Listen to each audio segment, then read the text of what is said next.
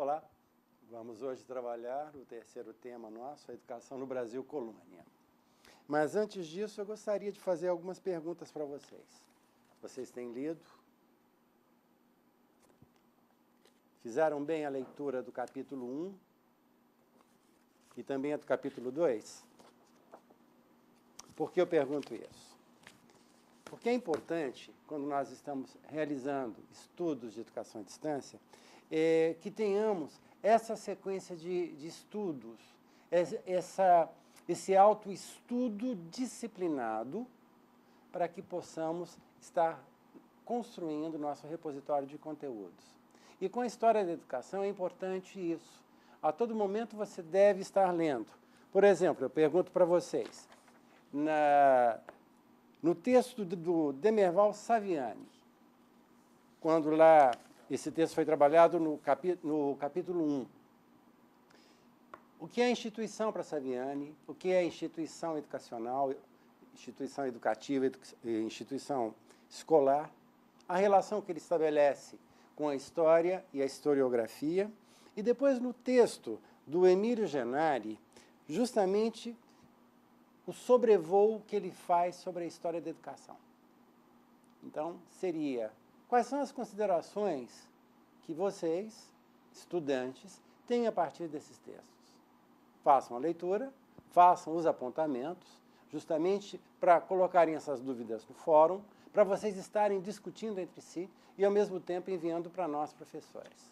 Da mesma maneira, no capítulo 2, novamente vem um texto do Demerval Saviani, do professor Demerval Saviani. Ele vai trabalhar aqui o trabalho como princípio educativo, o tema do seu texto. E o João Filho, a educação através dos tempos. Por que esses dois textos estão aí? Vocês se lembram que o capítulo 2 é um grande apanhado da educação greco-romana à idade contemporânea? E sendo esse grande apanhado, ele vai exigir um conjunto de leituras muito grande. E dá para se perceber que como o conhecimento se torna moeda de troca, se torna poder através da história. E, ao mesmo tempo, como a educação ela está sempre ao lado da formação das elites e tem sempre essa tensão entre quem tem poder, um poder econômico, um poder ideológico e, ao mesmo tempo, um grupo que está mais baixo e sempre resistindo, buscando criar formas diferenciadas para poder justamente ou manter o equilíbrio com essa balança ou inverter os lados. Então, essa tensão é muito constante dentro da história da educação.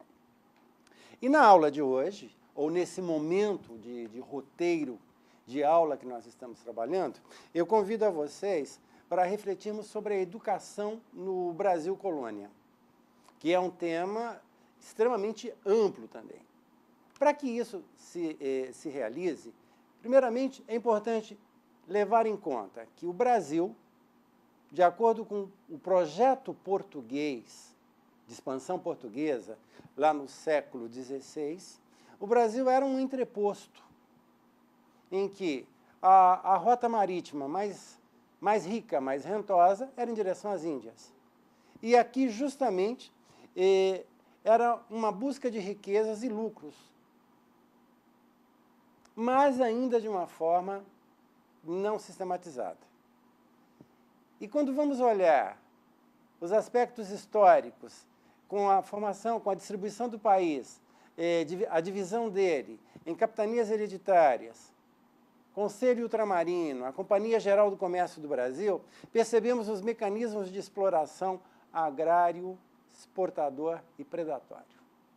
Isso é um problema que se tem muito grande no nosso processo de ocupação territorial, porque os portugueses vieram, mas o grande interesse, explorar as riquezas e de uma maneira extremamente canibal, de uma maneira extremamente dura, porque você extrai, mas você não deixa nada no lugar.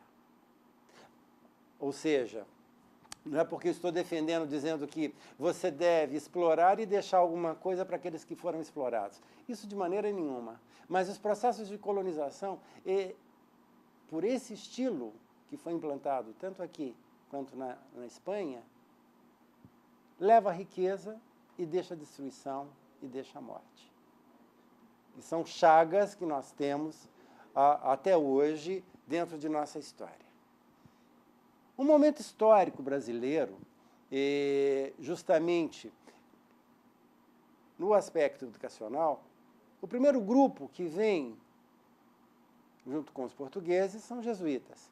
Então, a educação brasileira ela é marcada inicialmente pelos jesuítas e todo o processo de catequização e de expansão, tentativa de expansão do catolicismo. Não se esqueçam que a Europa vivia, naquele momento, o período de Contra-Reforma. E a Igreja Católica necessitava de sua expansão territorial, frente a todos os movimentos protestantes que ganhavam territórios e ganhavam adeptos. E com os jesuítas vem um modelo da Ratio Studiorum, que vocês vão ver no capítulo 3, os detalhes dessa Ratio Studiorum e como era dividido a questão dos conteúdos escolares. Mas quem eram os sujeitos dessa escola? Você tinha os padres jesuítas, mas você tinha índios, voltados mais para a catequização, e filhos de uma pseudo-nobreza local que precisavam ter as primeiras letras, ou de grupos comerciantes locais que precisavam ter as primeiras letras, os primeiros conhecimentos, porque na própria ocupação do Brasil, um grande mito que ainda não foi derrubado, e eu acredito que tem a sua parte de verdade, não foram os grandes intelectuais que vieram para cá. As pessoas brincam dizendo que muitos foram os degredados, todos aqueles que a metrópole não queria, é que vieram dentro desses navios. E, no fundo, a gente tem essa mescla de população. Temos que saber trabalhar a riqueza e as limitações disso também. E aí nós temos uma linha histórica que vai acontecendo ao mesmo tempo que esse Brasil dos jesuítas ele passa a ocorrer, esse Brasil da educação jesuíta, mas, paralelamente, começa a se ter os movimentos de rebelião. Porém, os jesuítas são expulsos pelo Marquês de Pombal. Há uma reforma educacional em Portugal. E vejam, em 1759, há um alvará régio com a criação das escolas de comércio, criação do posto de diretor de estudos, reforma dos estudos menores. E essa reforma acaba chegando ao Brasil. Então, não dá para pensar o Brasil como uma única língua. Nós temos vários grupos indígenas espalhados em tantas e tantas regiões. Pelo mapa que se tem aí, são apenas uma parte das nações indígenas existentes. Com toda a escravidão da população africana, da população negra. Também é um outro nicho cultural, ou melhor dizendo, são nichos culturais diferenciados que não foram beneficiados pela educação, e uma sociedade cabocla utilizando da escravidão e da ideia de que quem tem poder é iluminado, quem não tem vive em estado de pecado. E em 1808, vejam, dei um pulo histórico muito grande. Em 1808 vem a família real para cá. E algumas coisas vão começar a modificar. Vem Dom João VI e a dona Carlota Joaquina, que acabam sendo algumas figuras, alguns personagens assim, históricos interessantes no panorama brasileiro, porque existem inúmeras situações que as pessoas atribuem a eles comportamentos um pouco bizarros ao que se exigia, ao que se pensava ser da nobreza naquele momento histórico. As medidas tomadas por Dom João, abertura de portos, tratados, revogação de alvarás que proibiam manufaturas na colônia, novos impostos e, junto a ele, começou um processo do início da independência do Brasil. Com Dom João VI, nós temos a criação da Academia Real da Marinha, a criação do curso de cirurgia na Bahia, a criação do curso de cirurgia e anatomia no Rio de Janeiro, e esse processo vai até 1827, já com Dom João, não mais estando no poder, o Brasil já estando independente, com a criação do curso de Direito em São Paulo e Recife.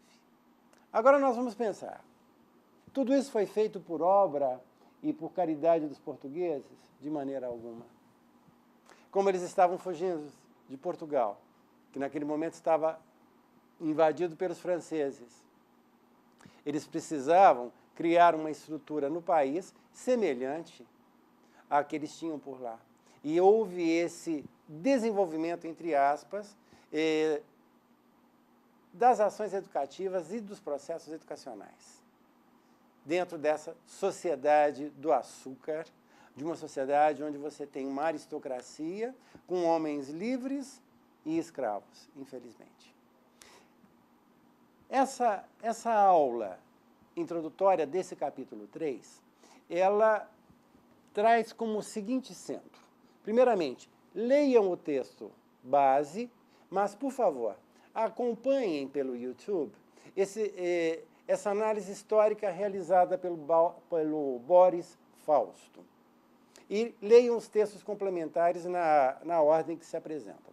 A análise de Boris Fausto vai auxiliar a ter um perfil mais crítico sobre esse largo período histórico, evidenciando que a educação passa de jesuítas para as mãos laicas, mas, ao mesmo tempo, ela é um processo e um fenômeno voltado para as elites em formação no país. E isso vai demorar para ser mudado. Ok? Bom trabalho, bons estudos a todos.